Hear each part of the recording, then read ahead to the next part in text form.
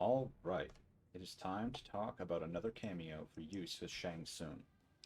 Today we are going to be talking about Sub-Zero.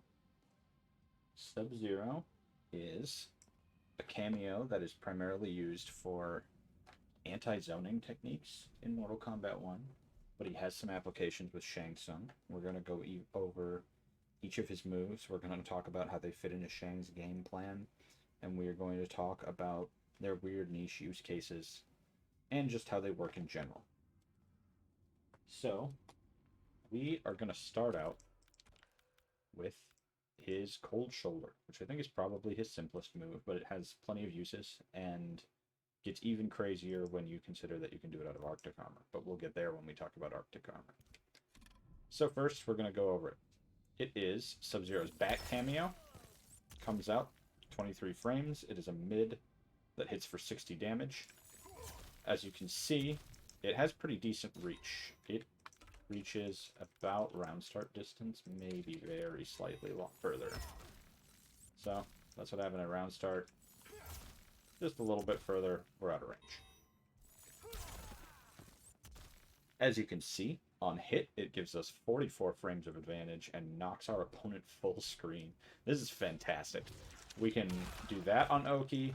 We can do this on Oki. We have tons and tons of time in their full screen, which is just where we want them. So this move is pretty excellent on hit. It does decent damage. It's a mid. We can kind of use it like it's a projectile. This is one of its primary upsides for Shang Tsung, is that when we're trying to enforce our straight skull game, we need something to back that up. Otherwise, our opponents just crouch our straight skulls. Now, at the range that we're able to use Cold Shoulder, we can just use enhanced straight skulls to make it a mid and enforce the game that way.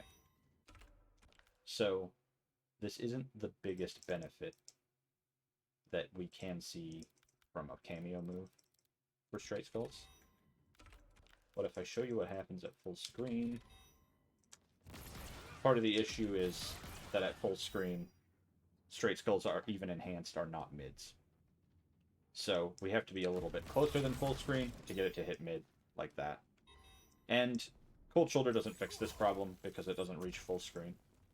But it is a mid-hitting move that functions much like a projectile, although it is not. So it will crack projectile immune moves. That's another benefit that it has for Shang Tsung, is that when our opponent does something like put up Motaro Reflect,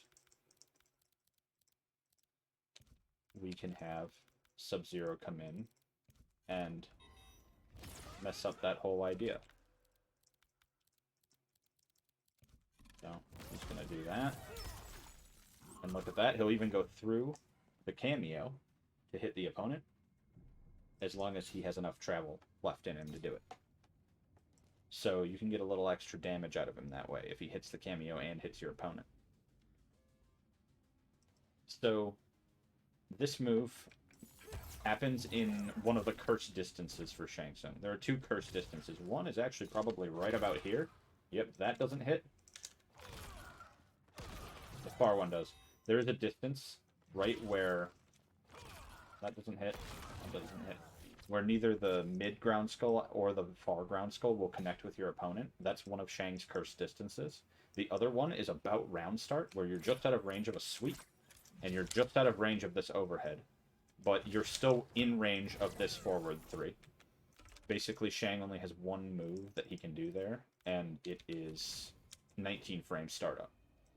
It's a low, it can start combos, it's not a terrible move, but your opponent just doesn't have to respect this move at all, ever. There's nothing that can make them. It's an okay move in and of itself. We just have no way to make it work most of the time at this range. If we were still in range of the overhead, we would have a way to try to enforce the low, but we aren't, so we don't. That's why it's a curse distance. Then once we get to sweep distance and closer, we have the sweep now, and we have the overhead now at the same distance as the sweep. So suddenly Shang is powerful again. We can also use our knee at this distance. So Shang can be powerful up close with the right cameo. He is always powerful from far away, but right about round start here, he is really weak. If an opponent is willing to exploit this spacing, they'll get you. But Sub-Zero does help cover it. See, now we're closer to full screen, where we're powerful again. And where our opponents aren't going to have moves that outspace us here. So, it has good reach, especially for Shang, just because it hits the curse spacing. And we can show you what happens when it gets blocked. When it gets blocked, something like this happens. Our opponent gets pushed away. Actually, in this case, they got pushed to the cursed distance, just past our sweep. But it doesn't always work that way. We can shorten our combo. We can stop at the bows, and now they're in sweep distance. So they're at actually just perfect spacing. And this move leaves our opponents +1 on block. So this is basically a neutral at this distance. We don't have any moves that are fast enough to beat a down 1, right? So if we did forward 3, young or old, these moves take long enough that down 1 beats us. If we did our sweep, it takes long enough that down 1 still beats us. So we're essentially just in neutral. We technically have a small advantage, but it's not something we can exploit effectively. So it's neutral. The other move that this is not great out of is Shang's old forward 3. As you can see, if you do it on block out of that, we are out of sweep distance again. We're again at the cursed spacing for Shang Tsung. But all of his other moves, this move puts us at sweep distance. Sweep distance. Sweep. Sweep. Sweep. You get the idea. So, when you're using this on block, you want to make sure that you're not using it after forward 1-2-1, specifically because that's going to put you at bad spacing. But you can do it after forward 1-2, forward 4-1-2, instead of forward 4-1-2-1. And you can do it after all of the other shenanigans you might do, right? You can do this, still at sweep distance. Do this. Actually, just outside of sweep distance there, too. In this scenario, you're probably not going to use sub on block, though, because you are +1 at a distance where you can down 1 or throw. So that's probably what you're going to do anyway, instead of wasting Kameo trying to create block pressure. Now, you might think to yourself that this move is kind of slow at 23 frames, and that maybe we can jab out of it. And the answer is basically no. Your opponent cannot jab out of it. There we go, that's a 7-frame jab. If that move hits, then this move is full combo punishable.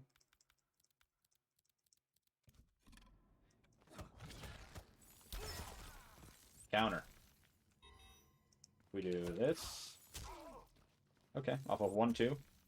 People can full combo punish you. After forward 4-3, nope. After forward 4-1-2-1, we trade. Now, Liu Kang actually has a 6-frame standing one, so he can full combo punish this move. He can use the 6-frame move, and it won't be a trade. It will be a full combo for Liu.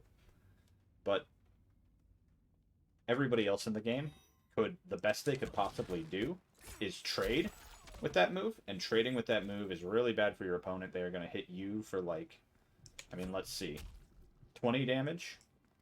Maybe a little bit more, depending on the exact specific move they use to punish. And you're going to hit them for 60 and send them full screen. And then you're going to get a bunch of Oki pressure because you didn't get knocked down. So this is a fantastic trade, and you'd take it every time. If you think your opponent's going to try to jab out Sub-Zero, great. Let them get hit. Out of this, again, we win. So, you really don't have a lot to worry about here. Johnny Cage does have a 6-frame down 1. That could cause some trouble, but it will trade in many scenarios too. So you don't need to worry about it too much. The trade is still good. The gap that it has is armorable. So if your opponent decides that they're willing to spend EX meter to break this, they can do that. And of course that will end up being a good trade for them. We do this. You can see we're going to get kicked.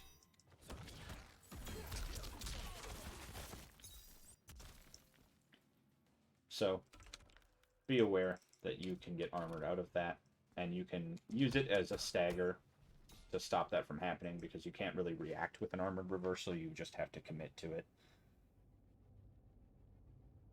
So if you do a little bit of staggering, you can then block their armor and make this work. The other thing that it's good for that's a little bit unique to Shang is that it has Sub-Zero going in front of you and kind of hanging out there for a long time, which means that when your opponent is using a crushing projectile, this is a little bit of an answer. Go like that. As you can see, the crushing projectile didn't do what he wanted it to do.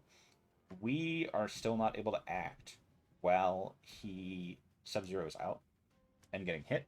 So this isn't a great way to beat crushing projectiles, but if you're like in this spacing, in this cursed spacing, and you're thinking, well, I'm afraid of his crushing projectile, so I don't want to toss out my projectiles, which are kind of my only moves at this distance, but I still want to attack, you can pull Cold Shoulder and have him... He'll eat the projectile if it comes, and he'll hit them if it doesn't. So, it's a choice. It's there.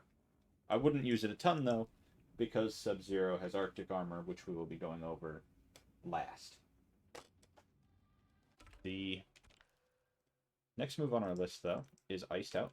This is the move that I think initially attracts everybody to Sub-Zero. Iced Out is the same speed as Cold Shoulder, 23 frames. So, in the same way that Cold Shoulder cannot be jabbed out, neither can this.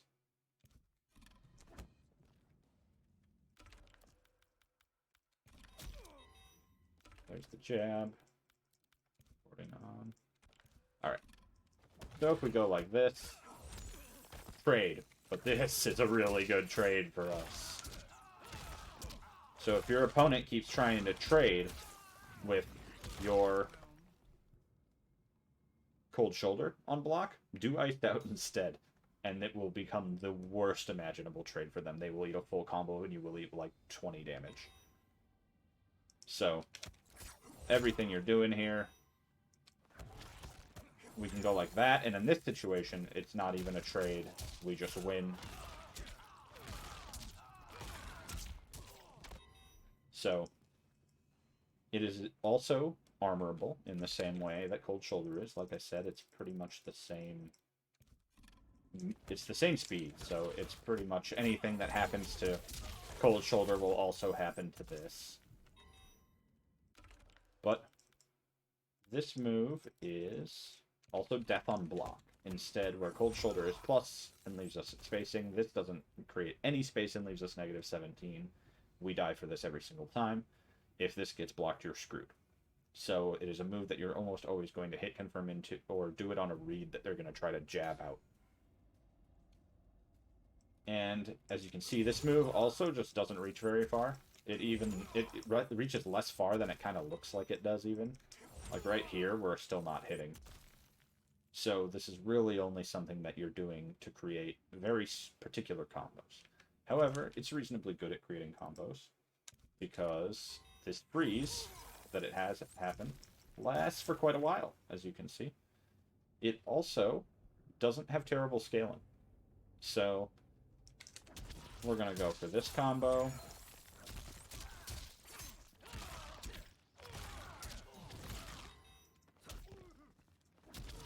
Go for our traditional B&B.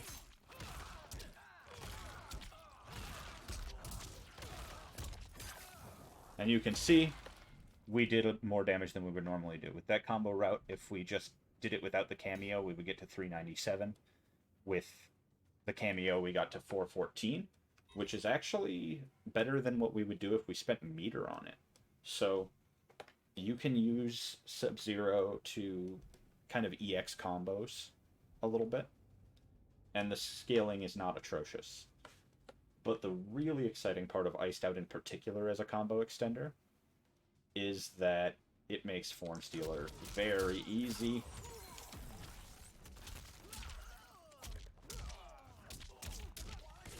Like that.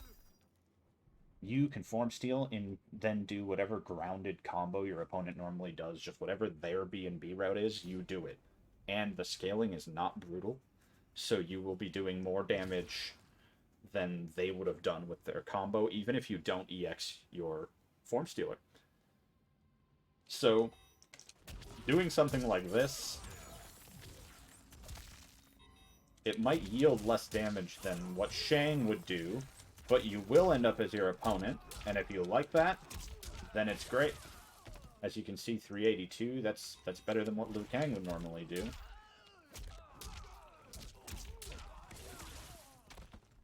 $348, yeah.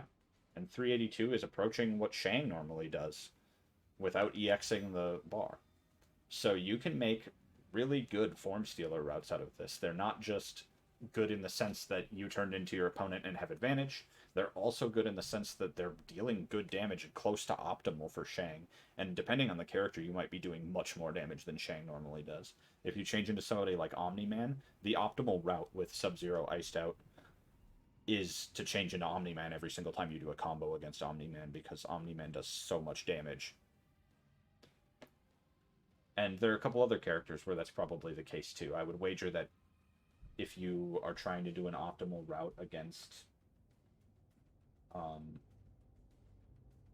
Reptile, I would wager that turning into Reptile is probably the optimal route. He does a lot of damage. And if you are willing to spend meter, of course, like, everything opens up, and Shang is not very good at spending meter for damage, but other characters are good at it, and he can become them. So, that is the coolest thing about Iced Out. It is also a mid, so you're not in danger of this move just like getting crouched or something. It hits mid. The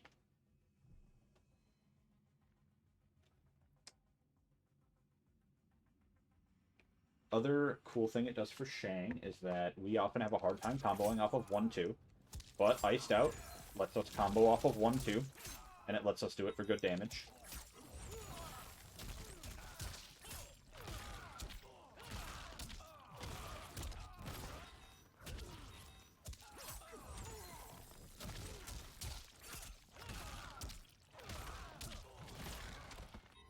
You see, we just go into our regular B&B. I'm trying to do a more clever version of the one I have been using, that I'm not used to yet. But see, we go into a regular B&B, we got 35% off of 1-2. Normally we can't get anywhere close to that, and we have to spend meter. Now we don't.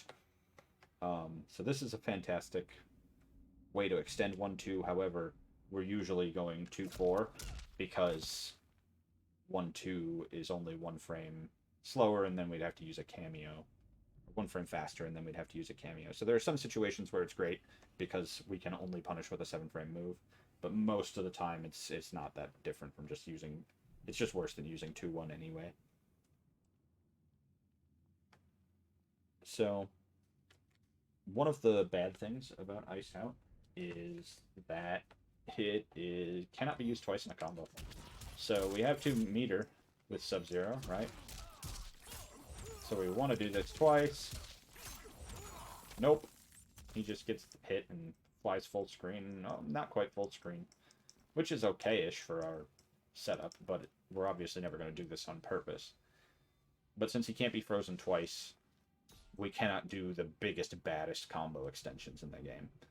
If you want to do stuff like that, you need Sector or Serena. And Serena's a very bad choice for Shang, but Sector's a very solid choice and can get you incredible damage without spending meter. The uses of Iced Out about end there, because it is a summon move. You can only use it whenever you could use a special, and your character does stop and do stuff. Well, Sub-Zero is doing that. You can't just move freely. So you're locked into the animation, and it's just a new special move that's pretty good. especially if you want to do Form Stealer shenanigans. Alright, moving on to the final move that Sub-Zero has. Kind of the final move. He kind of gets a second move out of it. Sub-Zero's big final move. It's Ice Arctic Armor, I think they call it. Yeah, Arctic Armor. It is his neutral cameo, and it is an ambush. And here's how it works. It just eats projectiles. Now, it will actually eat up to 5 projectiles before it cracks, but it's also on a timer, so when the timer runs out, you need to start respecting projectiles again. But when it does happen, as you can see, we can just run right through them. No damage, no nothing. They're gone. They don't work. Which is fantastic in a zoning war. And you can hold block and apply ice armor while you are blocking, so you don't need to worry about getting hit by a projectile in the middle of applying ice armor. You can always apply this when you want to. The only time that it gets a little bit difficult is if you're moving around the screen a lot. Sometimes Sub-Zero will whiff his shot to give you the ice armor. So, it is vulnerable to things that are not projectiles, like Kano Ball or Sector's Teleport Punch or things of that nature that go full screen but are not actually projectiles. So you need to know that if your opponent's firing those sorts of things at you, you are not just free to do whatever you want. You do need to respect some of their options, but not their projectile options. Also, if an opponent has a lot of projectiles, it will crack this. So, 2 barrages from Shang, right? That's 3, and then 3 more. That would crack your coat and hit you with 1 projectile, because there's 6 of them. Raiko throws, I think, 3 ninja stars in 1 throw. So if he throws 2 stars and you don't crouch them, the second one will catch you, and you'll get hit. So, against Raiko in particular, he's very good at cracking Arctic Armor. Everybody else struggles with it and needs some kind of extra move that goes full screen. Quan Chi has his standing 4 kick that comes from behind you. That move will crack your armor. So, all those sorts of things, you have to be careful. You have to know what's going on. The other special quality of Arctic Armor is that if you want to make Cold Shoulder into an ambush, as you can see, we put on Ice Armor, we can still move around while Cold Shoulder is happening now. Which means that we can use Cold Shoulder to create block strings.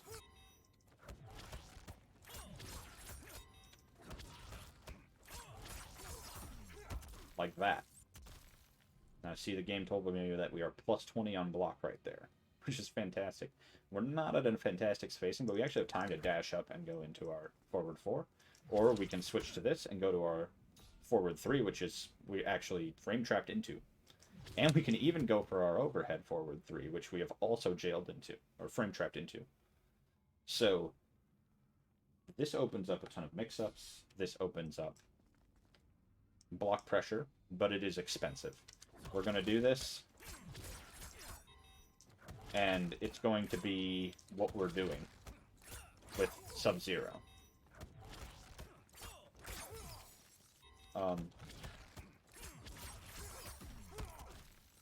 As you can see, he's gone. He comes back at an okay rate.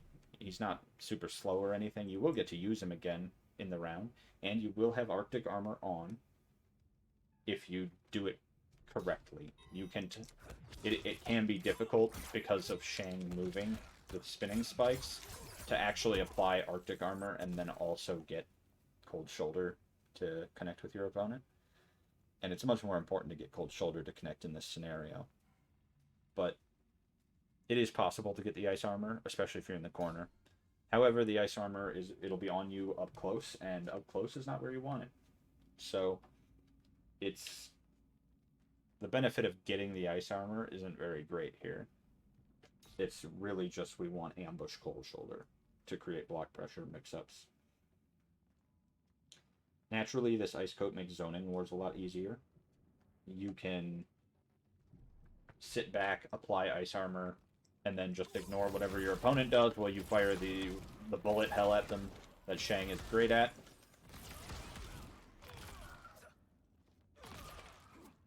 And that can be your game plan, and you can, you know, you can just use Arctic armor and then just say, well, I'm going to belligerently toss out ground skulls even though I'm negative because you can't punish me at this distance. And you can't make me pay for it at all without a projectile. You can't even trade. So, the unfortunate part about what it does for zoning is that it does not help you enforce your straight skulls. They can still just crouch them. There's, you know, Sub-Zero's not giving you a way around this at full screen. At full screen, now you can use ground skulls a little more freely, but straight skulls are still bad. Unless your opponent doesn't know and blocks them. So, there are other cameos that will, you know, create a mid at full screen, which will force your opponent to actually block and take the chip damage from your projectiles, which is what you would like them to do. And because Sub comes out behind you to apply Arctic armor, you can see he stays a fair clip behind you. There's pretty much no way for him to get hit by any traditional move coming across the screen. He's very, very unlikely to get hit out of this and then have his cooldown from getting hit. So it's not something to worry about. The other thing I forgot to mention is that Cold Shoulder is an invincible wake up. And we're going to test just how invincible it is. Do that. And look at that, it is actually invincible. And can beat meaties. But I would wager that its properties will change on block. Go like that. It is -20 right here. Every character in the game can punish this at this distance, but many people do not know they can punish it at this distance. You need to use a projectile or a shadow kick or Sub-Zero slide, something like that. But -20 is plenty of time to fire those things and hit Shang. But if they don't know, they don't know. So this move actually does kind of work on block when used as an invincible wake-up, and it beats meaties. And it beats meaties in a pretty spectacular fashion, even, because knocking your opponent full screen is exactly what Shang would like to happen. Now, we're not really full screen here, but we're a lot further away, and we are far enough for zoning. We're not quite in the really cursed distance for Shang, where all he has is forward 3. We're just a little further than that, where projectiles are king. Especially straight projectiles, like this, that'll push your opponent back and deal chip damage, and there's not a lot you can do about it other than throw your own projectiles. Which will no doubt be worse than Shang's. So, that brings me to my overall thoughts about Sub-Zero for Shang Tsung. I think he's a decent pick. Stronger than somebody like Frost, stronger than somebody like Goro, probably. His biggest downside is that it's very expensive to make block strings and give you pressure up close, but it is possible, and we haven't completely abandoned the idea that we can do something up close. We can get decent chip damage, we can make block pressure, we can mix, and it just costs us a lot of Kameo. He helps zoning worse, but he doesn't enforce projectiles the way that we would like him to. It would be a lot better if he had a move that could force our opponents to block it full screen, like Kano or Sector, and even Striker to a lesser extent, or Kung Lao. These people all force blocks. So he helps us win zoning wars, but he doesn't actually help us beat people who are closing the gap very well. His Cold Shoulder can be used, but it is slow, it is reactable, and it is not the perfect solution to things like crushing or Sub-Zero armor of our opponent. The shoulder just requires you to be careful. It can get blown up. And Form Stealer combos with Sub-Zero are easy and they're powerful. They're also very consistent. You don't need to worry about tight timings off of Kano knives or sector missiles or anything like that. You just get the freeze, turn into them, do it. And you do their B&Bs. You don't need to come up with new routes that are specific to Shang. So if you know the enemy's B&Bs, you can just use them without any modification. Another benefit to that is that he's very consistent across characters. If you're a little uneasy with your opponent's character, if you put somebody into a Sub-Zero freeze while you're form steeled into your opponent, you can take a split second to remember what you need to do and continue the combo. Or if you don't want to use meter, you're out of meter because you spent it on the form steal, you can use Sub-Zero instead, and you will not hurt your scaling in a dramatic way. And he will work in almost every situation that an EX special move works to extend a combo. So he's very consistent across form steals. He also just doesn't let us cash out for as much damage as some cameos. Even somebody like Kano lets us do form stealer combos to cash out. People like Kung Lao, Motaro, they let us teleport off of EX form stealer to cash out from spending a lot of bar and cameo uses. And with Sub-Zero, we're limited to just the one iced out. And then once we're done with that, we're done with our cameo use in a combo. He also has one last quality that I think is very good about him for Shang, which is his throw. His throw does 130 damage and leaves your opponent basically full screen, which is fantastic. And also adds to the way we're going to play Shang when we're using Sub-Zero, is that we're going to play get off of me, fire fireballs, and you can't fire back, is the game we're trying to play. And this contributes to it really well. When your opponent gets close and you want to do this, now instead of worrying that your opponent, you know, is going to beat your mix somehow or whatever, you're actually just going to throw. And Shang's back throw is good, and Shang's forward throw is good too. Sends him at an ideal distance, lets us zone him, and does lots of damage. And if you've stolen your opponent's form, we'll see if it does extra. It does 132, which normalizes it with a back throw as form steal Shang. So it's fine. Form steal doesn't really add much to this throw. But when you actually are Shang, this throw is very good. And the fact that it is a high damage throw means that when you form steal and use it, you know that you're still getting good throw damage no matter what. And it does give you 11 frames of advantage, which means that, you know, we really have access to doing stuff like pulling up ground skull after our opponent gets thrown and chucking out triple skull without any fear that they're going to do something to beat it. So, overall, I think that Shang works pretty well with Sub-Zero. I don't think he's probably his best cameo. I think there's a few things he's not adding or he's just not giving enough of. He doesn't give us enough block pressure, although he does have access to it. And he doesn't actually enforce our straight skull and force blocks at full screen, which I think is what our ideal situation would be. But if you want to make him work, you can definitely make him work, and he's a much better pick than somebody like Frost for all purposes. He's better at counter zoning, he's better at block pressure, and he's better at just consistency overall, and he makes better form stealer combos because his freeze has less scaling attached to it. So that's the video. If you enjoyed it, give it a like, a comment, and a subscribe, and come join me on my Discord server where I play a bunch of different games, but quite a bit of Mortal Kombat. But if you ever want to talk tech or play some sets or anything like that, that's the spot to meet me. So it is also a great place for you to give me your inheritance. Anyway, thanks for watching. I'll see you in the next one.